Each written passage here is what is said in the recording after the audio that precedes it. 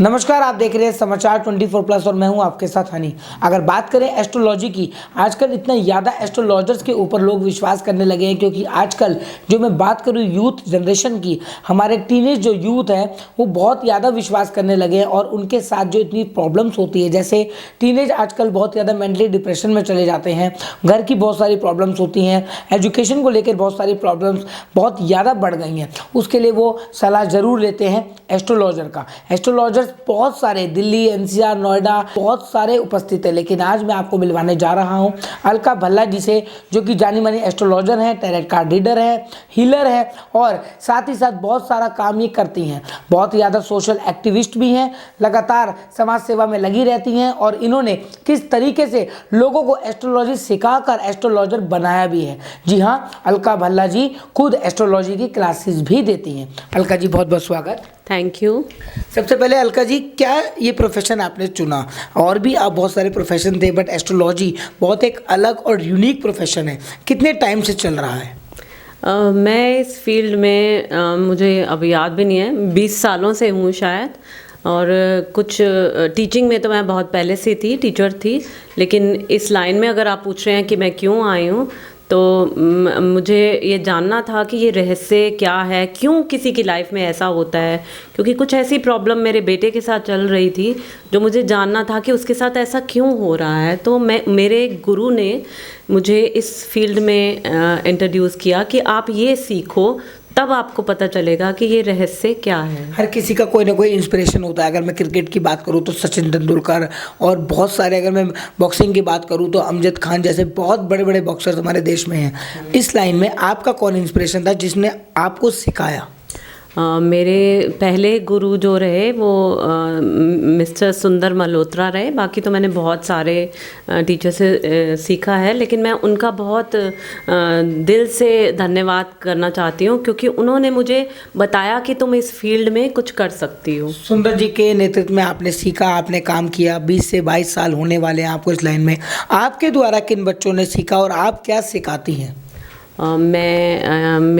मुझे अब याद नहीं है कि कितने स्टूडेंट्स मेरे यहाँ से गए हैं, लेकिन मैं टैरो रीडिंग सिखाती हूँ, रेकी हीलिंग सिखाती हूँ, मैं वैदिक एस्ट्रोलॉजी सिखाती हूँ, प्रश्न कुंडली, और मेरा जो मेन फोटे है वो वैदिक एस्ट्रोलॉजी है। वैदिक एस्ट्रोलॉजी के लिए क्या क्या सीखना पड़ता है? कोई कोर्स होता है? कितने महीने का होता है या कितने सालों का होता है? वैदिक एस्ट्रोलॉजी ऐसे तो इसकी कोई सीमा नहीं है, क्योंकि it's a long term process है ये। इसके लिए मैं कहूँ तो मैं खुद अभी भी सीख रही हूँ, क्योंकि नए नए एक्सपीरियंस से ही इसमें आपको नॉलेज आती है। तो इसके लिए टाइम पीरियड अगर मैं कहूँ तो कोई टाइम पीरियड लिमिट नहीं है, लेकिन हाँ, मेरे यहाँ जो कोर्सेज होते हैं मैं उसको 3 से 4 महीने में मैं जो एक बेसिक कोर्स है वो कराती हूँ। एस्ट्रोलॉजर वर्ड अभी निकल के आया है न्यू जनरेशन में। पहले लोग नहीं मानते थे, पहले लोग कहते थे भविष्य दिखवाइए, हमारे हाथ देखिए, हस्तरेखा देखिए, हाथों की लकीरें चेंज हो जाती हैं। एस्ट्रोलॉजर जो वर्ड आके आया है न्यू जनरेशन के लिए है, तो क्या क्या आप करती हैं और किस तरह से ये हस्तरेखा, कुंडली, इन सब पे विश्वास लोगों को करना चाहिए? क्योंकि मैं मानती हूँ ये एक साइंस है। तो अगर जिस तरह से जो आज का यूथ है वो बहुत साइंटिफिक लॉजिकल तरीके मांगता है, तो अगर हम इसे लॉजिकल तरीके से अगर हम एक कुंडली पढ़ते हैं और सही तरह से कुंडली पढ़नी आती है, तो हम एक यूथ को सही राह दिखा सकते हैं। सपोज़ एक कोई क्लाइंट है, आते हैं हमारे पास जो डिप्रेस्ड हैं, और क्यों डिप्रेस हो गए? क्योंकि कुछ ग्रहों की चाल ऐसी चल रही है जिससे उन्हें डिप्रेशन आ गया। लेकिन अगर हम उन्हें मोटिवेशन करके उन्हें एक सही राह दिखाते हैं कि बेटा तुमने रास्ता गलत पकड़ा है, तुम्हें इस फील्ड में जाना चाहिए था, तो शायद आज का यूथ आगे बढ़ सकता है। मैम, यूथ को जिस तरह से आजकल प्रॉब्लम्स होती हैं उनके लिए किस तरह से आप मोटिवेट करते हो? क्योंकि हमने सुना आप एक मोटिवेशनल स्पीकर भी हो, किस तरह से उन लोगों को समझाया जाता है? एक्चुअली जो भी यूथ मेरे पास आता है तो उनको सही डायरेक्शन नहीं पता। अकेले आए हैं, घर से निकले हुए हैं, तो उनको डायरेक्शन देते हैं हम लोग और उन्हें समझाते हैं कि अगर ट्रैक उन्होंने गलत पकड़ा है तो उन्हें सही ट्रैक कैसे दिखाते हैं विद द कुंडली कि तुम्हें ये चीज़ तुम्हें सूट भी कर रही है एज अ प्रोफेशन या नहीं। एंड देन दूसरी तरफ हम अगर वो डिप्रेशन में जा रहे हैं तो उन्हें गाइड करते हैं कि किस तरह से अपने अंदर की शक्ति को उठाकर आगे बढ़ना है। टैरेट कार्ड रीडिंग किस तरीके से की जाती है, क्योंकि बहुत लोग टैरेट कार्ड रीडिंग को समझते नहीं हैं। एक्चुअली टैरो कार्ड रीडिंग जो है ये ब्लेस्ड एक हम मानते हैं एक मॉड्यूल है जिसमें हमारी ही इंट्यूशंस जो हैं टैरो के द्वारा हम कार्ड निकालते हैं और दूसरे बंदे के बारे में प्रिडिक्ट करते हैं। तो यही मैं कहूँगी ये हमारी इंट्यूशंस हैं जो दूसरे के उसके साथ मिलती हैं। बहुत सारे एस्ट्रोलॉजर्स मार्केट के अंदर बैठे हैं और बहुत से जाने माने नाम भी हैं, मैं नाम यहाँ नहीं लूँगा, लेकिन इन्होंने प्रेडिक्शंस करी हैं और प्रेडिक्शंस उनकी 8% 10 में से सही हुई हैं। आपके द्वारा कोई प्रेडिक्शन कभी की गई है जो वाकई में सच हुई हो और सबके सामने आई हो?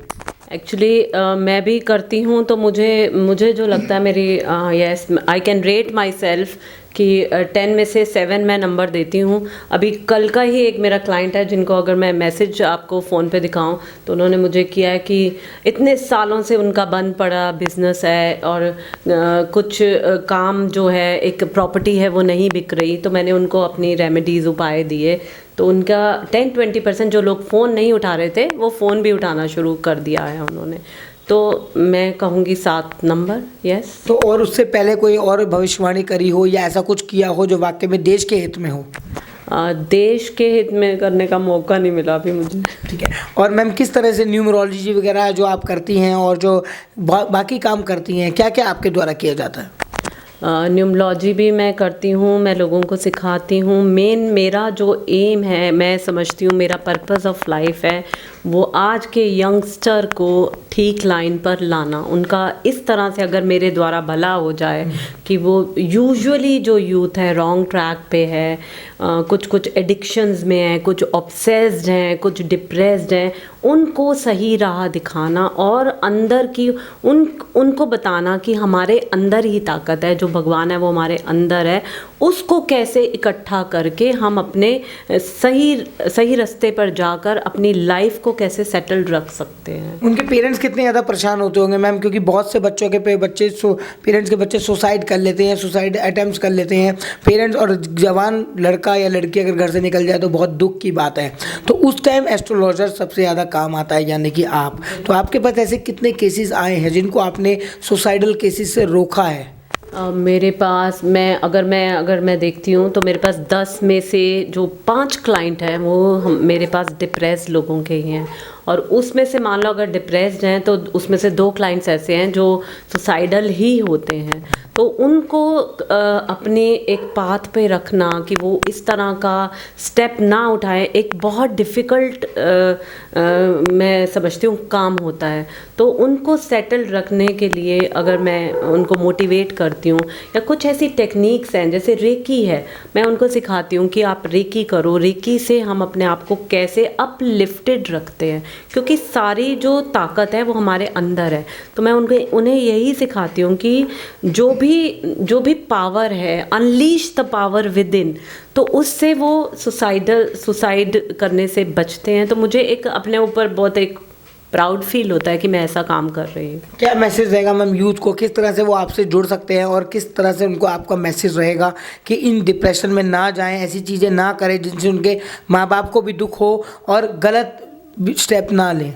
जैसे मैंने पहले भी कहा है, अभी मैंने आपको बोला है कि जो भी है ताकत वो मेरे अंदर है। अगर मैंने ठान लिया है, मेरे माइंड ने कहा है कि मेरा ये काम हो जाएगा, तो मैं करके ही दिखाऊंगी। तो वो मैं यूथ को ये कहना चाहती हूँ कि सब पावर मेरे पास है, मुझे सिर्फ उसे गैदर करना है और आगे बढ़ना है उस रास्ते में। और उसमें अपने आप पे जो फेथ है, सबसे पहले सेल्फ लव करना ना भूलें। जब व्यक्ति अपने आप से ही प्यार नहीं करता, वो दूसरे से प्यार नहीं कर पाएगा। तो इसमें सेल्फ लव कह लो, सेल्फ फेथ कह लो, दोनों ही चीज़ें इकट्ठी हैं।